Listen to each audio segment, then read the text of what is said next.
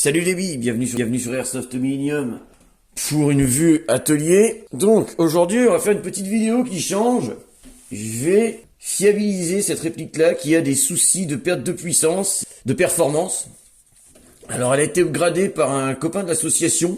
Il a mis pas mal de belles choses dedans. Un bloc up max, je crois qu'il a remis le canon d'origine parce qu'il avait acheté un Lambda One, mais apparemment pour son canon externe il est trop gros.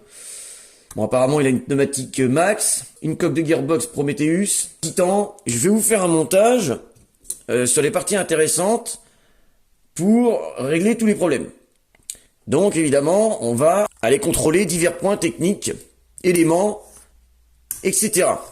Donc déjà, la première chose que je vais faire, les gars, ça va être de contrôler le fit des billes, le montage du joint, etc. Donc, quand je regarde dans le trou, franchement, ça a l'air d'aller. Là, ce qui m'étonne un peu, c'est que le joint, c'est un prom. Il est déjà pas mal sorti pour la configuration qu'il utilisait.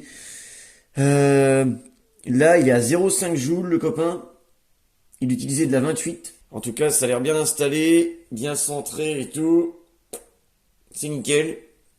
C'est propre, il n'y a pas de graisse dedans. Donc, la première chose que je vais faire, c'est de contrôler le feed. Déjà, la bille, elle passe les lèvres toute seule. Ça, normalement, ça pose pas de soucis. Il vaut mieux que ça passe direct comme ça que ça bloque trop. Ensuite, au niveau du passage des billes dans le puits, vis-à-vis des lèvres du joint, c'est pareil, c'est nickel. Les lèvres, je les vois pas du tout dépasser. Donc ça, là-dessus, c'est bien conçu. Ensuite, ce que je peux regarder, bon là, c'est pas le nozzle qui est utilisé dans la gearbox, mais je peux quand même jeter un œil, d'analyser un peu comment le nozzle se comporte vis-à-vis des lèvres. J'ai l'impression qu'il a quand même du mal à venir s'appliquer bien comme il faut.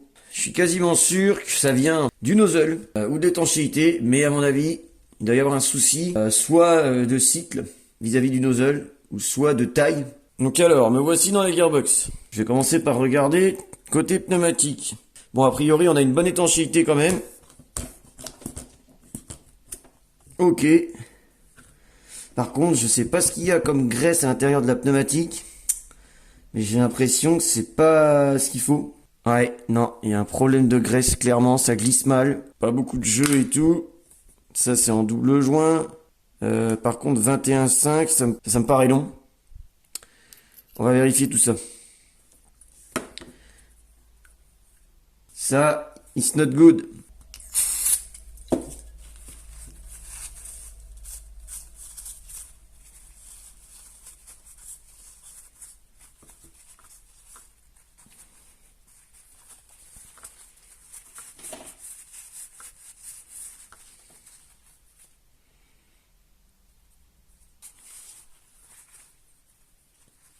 Bon, je viens de nettoyer toutes les pièces. Alors, je sais pas si vous allez voir, mais il y a dû avoir une petite merde qui est rentrée dans le cylindre. Bon, ça va. Ça va parce que le plus gros de la rayure, il est effectif, on va dire que vraiment que au début. Mais, ouais, il y a deux choses qui sont rentrées. Là et là. Donc évidemment, hein, les gars, quand vous dégraissez quelque chose, vous dégraissez bien comme il faut partout. Pour pas que l'ancienne graisse vienne se redéposer dans les éléments. Tous les joints en individuel, l'intérieur du nozzle, et patati et patata. L'intérieur de la tête aussi ici. Donc pour dégraisser les gars, au passage franchement les têtes max, très bonne conception je trouve.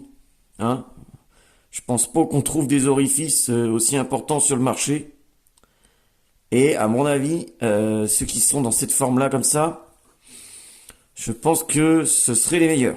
Je suis pas quelqu'un qui travaille avec cette marque-là parce que je trouve que pour certaines choses c'est onéreux comparé à la concurrence.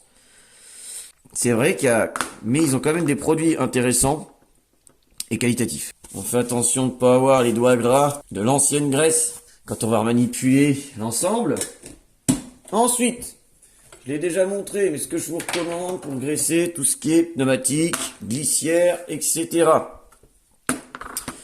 Vous avez cette graisse-là qui est pas mal. Elle est un petit peu plus liquide, si je puis dire, que celle-ci. Celle-ci, c'est la Superlube, la fameuse graisse américaine, là, la 2130. Moi, je l'ai pas cher sur AliExpress sous forme de pot comme ça. Et oui, hein, j'en ai pour des mois et des mois. Ce qu'on va rechercher dans une graisse, c'est qu'elle nous apporte, c'est qu'elle reste en place, qu'elle attaque pas les composants, qu'elle soit résistante aux variations de température et qu'elle permette à l'ensemble de bien glisser, si je puis dire. Je sais que j'ai pas un vocabulaire très appuyé, mais vous m'avez compris.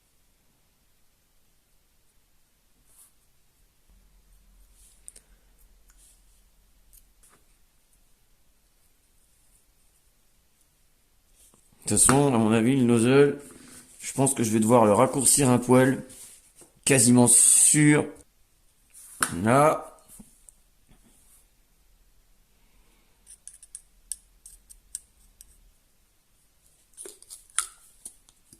Ah, déjà, c'est mieux. C'est mieux, c'est mieux. Et l'étanchéité, c'est vraiment... ouais, non, c'est nickel. Donc ça sert à rien de mettre trop de graisse, hein, les gars. On le dit, on le redit. C'est vraiment un film et une tête de piston bien nourrie. C'est tout. Sinon, ça va venir dégueuler dans le joint, dans l'ensemble joint canon. Ce que je vous recommande aussi, encore une fois, les gars, c'est de toujours avoir un petit chiffon comme ça, une petite éponge, avec un savon, quelque chose qui vous dégraisse les mains, pour le faire régulièrement et venir éviter de mettre de la graisse à droite à gauche. Bon, je sais pas qui m'a fait le calage. Je sais pas si c'est toi, Thomas, mais là, va falloir que je revoie tout ça, hein, parce que le jeu qu'il y a, ici, voilà, et celui-là, c'est pareil. On a des sachets 13.1. On a quand même un bel ensemble, hein. Mais je pense que, voilà, il y a juste des, je dirais, peut-être pas des erreurs, mais ça manque d'expertise, etc. dans le montage. Mais on a une bonne configuration. Bon les gars, je vais pas vous refaire un tuto sur le calage, hein, mais je vais laisser quelques passages tourner. Donc, comme je vous disais les gars, on vérifie déjà toutes les butées. Alors là, ça me paraît déjà conséquent, mais on va voir. Ça me paraît assez serré tout ça. Ok, ça monte un tout petit peu déjà. Ok, il est à peu près bien réglé. Un tout petit poil trop en avant. Bon, je viens déjà de corriger le jeu. Bon, ça y est. J'ai calé déjà le bevel gear. Vous voyez, le spur gear, ça va peut-être pas se voir à la vidéo, mais j'ai l'impression qu'il... Soit c'est le roulement en dessous qu'on a un petit coup, ou soit il est pas assez haut, parce que... Ouais, je trouve qu'il... On va essayer de mettre une petite chime en plus, parce que là, manifestement, il y a quoi? Une 0,2, j'ai l'impression. Voilà. Tout de suite, on voit la différence. Généralement, les gars, en dessous de la spur gear, je mets souvent une 0,3 pour que... Ensuite, en dessous des deux autres engrenages, généralement, je vais mettre du 0,5, 0,6 et je vais venir caler le haut en fonction de ce qu'il y a besoin. Mais ce n'est pas une science exacte, encore une fois. Je pense que là, il y a besoin, je dirais, de 0,7, 0,8. Oui, je sais, je n'ai pas collé les roulements. Et au niveau du jeu, limite, je crois que j'en ai pas assez. Oh si.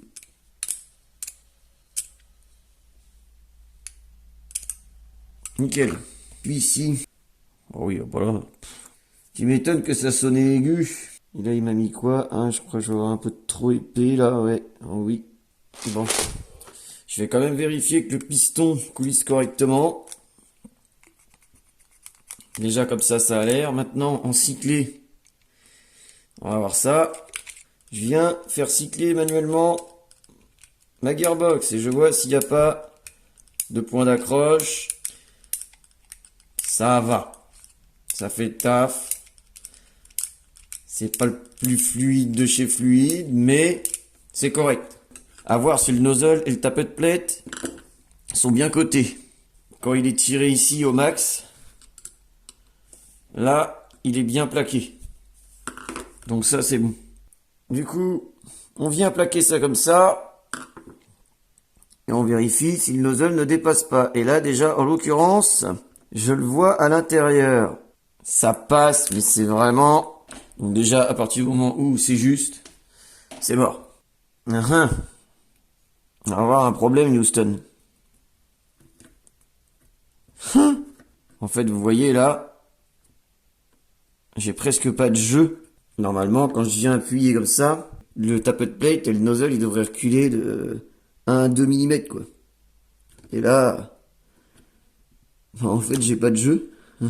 Donc c'est pour ça qu'il a une perte de puissance. Sauf que le problème, c'est que tu peux pas mettre un nozzle plus long. Alors, dans cette condition-là, les gars, sur une coque de gearbox qui vaut pas cher, vous venez enlever de l'épaisseur ici pour venir gagner de la longueur de nozzle. Là, j'ai mis un bloc opaque d'origine évolution. On va refaire le test et vous allez voir sans forcer.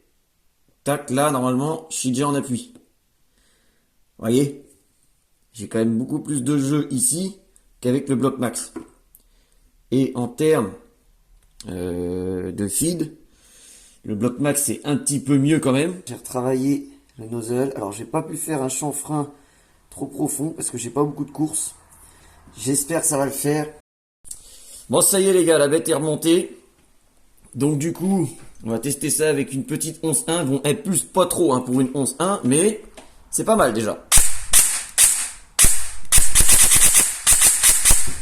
Alors malheureusement, j'ai oublié de filmer le avant, mais je peux vous dire que on a gagné en qualité de sonorité, de cycle, etc. Donc, du coup, je vais remettre à jour le Titan, reprogrammer tout ça, etc. Et on va voir aussi ce que ça donne au niveau du tir, de la puissance.